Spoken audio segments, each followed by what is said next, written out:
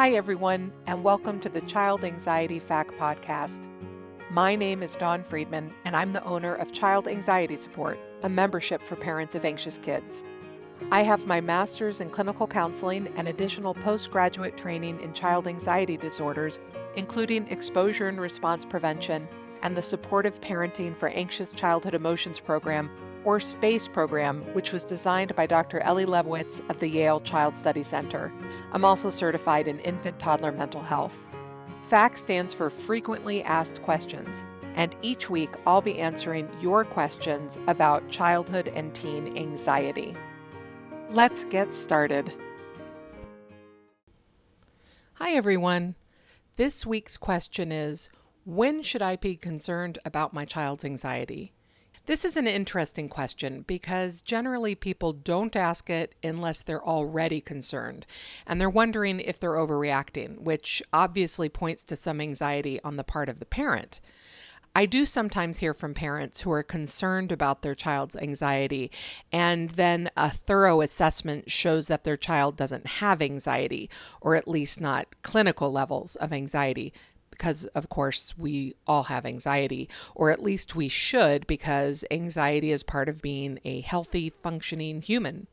Think about it. It's normal to get anxious before a big exam, or before a big presentation, or before you're going to run your first 5K, or before your first date with someone new. Anxiety is just part of life. Clinical anxiety is when that anxiety is interfering with life. So if you're throwing up before a big exam, or if you're having panic attacks before your big presentation, if you want to run a 5K, but you never sign up because you're so sure you're going to fail, or if you want to go out on dates and you never do because you're too nervous. Now, those would be clinical levels.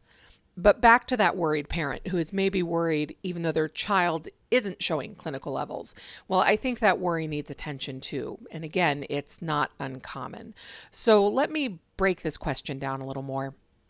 Instead of asking when you should be concerned, let's change it to two different questions. And the first would be, when should I get help for my anxious child? And the second would be, what do I need to do to take care of my own concern, unrelated to whether or not the child meets clinical levels? Okay, so the first question, when should I get help for my anxious child? The down and dirty answer is if your child is stuck or you are stuck. If their anxiety is limiting their life or your life, then it's time to get help. If they're missing out on social or educational opportunities, if they seem unhappy or frustrated with themselves, if their self-esteem is tanking because of what they can't do, then it's time to get help.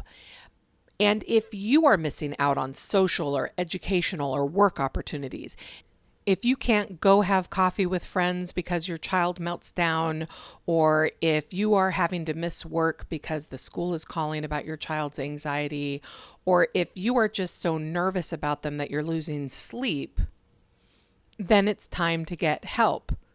But what if your child is managing pretty well and you're still worried about them?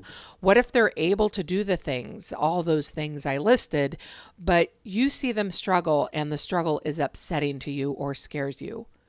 Well, then we're talking about your anxiety and it's time to get help. One of the things that we know about anxiety is that anxiety occurs when people have a more negative outlook or look at a neutral situation and interpret it in negative ways. And sometimes this is happening with parents.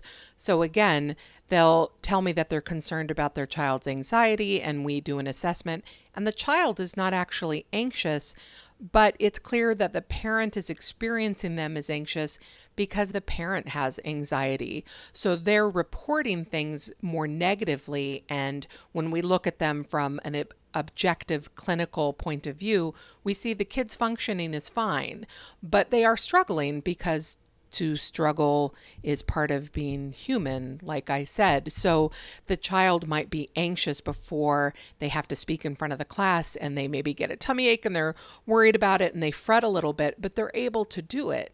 However, the parent is seeing them fret and struggle and the stomach aches, and it's really kind of freaking the parent out.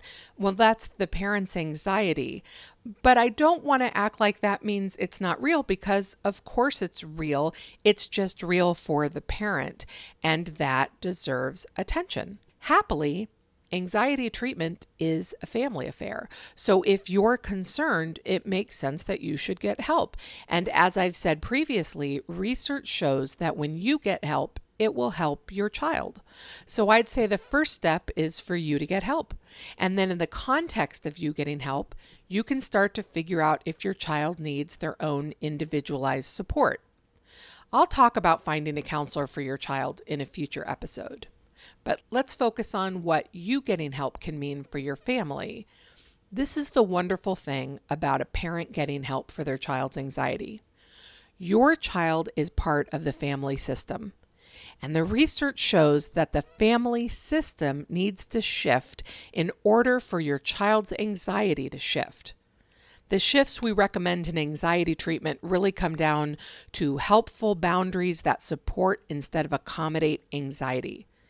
Now, in order to set up and hold those boundaries, parents need to work on their own coping skills, because setting boundaries with anyone, let alone our kids, is hard.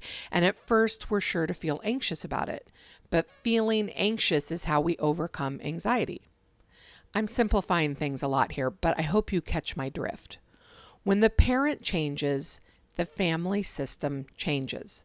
And when the family system changes, the other family members change. It's just how it works. In short, if the child's anxiety is an issue, the parent getting help will help. And if the child's anxiety is not an issue, if it's the parent's anxiety that is an issue, the parent getting help will help. Which is all to say, when should you be concerned about your child's anxiety? The answer is when you're concerned. Then it's a concern. It's either a clinical level of concern for your child, or it's a concern for you, because if you're worried, that worry deserves attention. If you're not sure about this, if it seems confusing to you, hit me up. Reach out to me if you've got more specific questions about your child or your family. You can reach me at dawn@childanxietysupport.com, or go to my website at childanxietysupport.com, and there are a bunch of ways to reach me there too.